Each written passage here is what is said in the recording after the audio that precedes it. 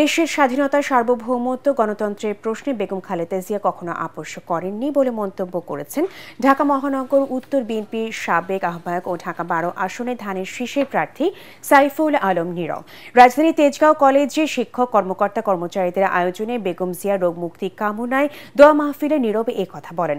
দেশমাতার রোগ মুক্তি কামনায় গোটা দেশ দোয়া করছে জানিয়ে নীরব আশা প্রকাশ করে বলেন, মানুষের ভালোবাসায় বেগম জিয়া সুস্থ হয়ে আবারও দেশের নেতৃত্ব দেবেন। স্থানীয় বিশিষ্ট ব্যক্তি, রাজনৈতিক দলের নেতাকর্মীরা দোয়ায় অংশ নেন।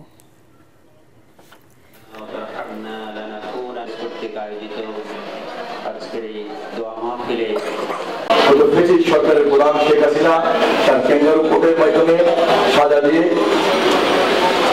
10 বছর সাজা দিয়েছিল। সে সাজা তিনি কারাবরণ করেছিলেন, 6 বছর তিনি কারাবরণ করেছিলেন। তিনি সুস্থ অবস্থায় তিনি কারাগারে গিয়েছিলেন। নেত্রী বেগম খালেদা জিয়া আজকে অসুস্থ। তিনি বাংলাদেশের সবচেয়ে জনপ্রিয়